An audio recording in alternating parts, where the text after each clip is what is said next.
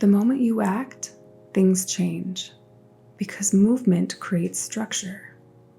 Things begin to organize around you. Decisions that felt unclear start to settle. Direction that felt unstable begins to hold. Everything begins to take shape once something is set in motion. You moved, and that movement will give you power. In Luke 10:19, it says, "I have given you authority." That authority does not sit in theory. It expresses itself in action, in what you move forward, in what you address directly, in what you stop revisiting and start advancing. There are areas in your life that have stayed open because nothing has been carried forward.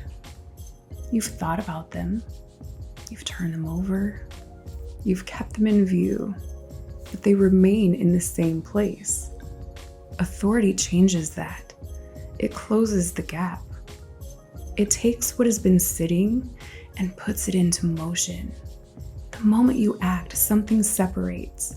What was unresolved is no longer where it was.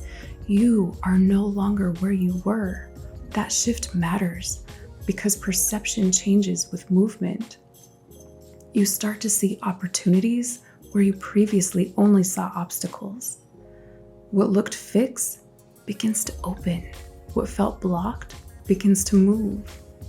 Without that shift, everything is processed through the same frame. And that same frame recreates the same outcomes. That's why things stay stuck, not because nothing is available, because nothing has shifted. In 2 Timothy 1:7, it says, "God gave us a spirit not of fear, but of power." Power is not static, it moves, it expresses, it establishes something in reality through decisions, through action, through execution. This is where it becomes real, execution. Taking what has been seen and moving it forward.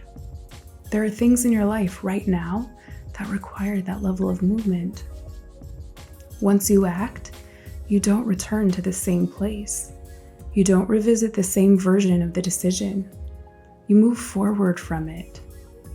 That's what creates clarity.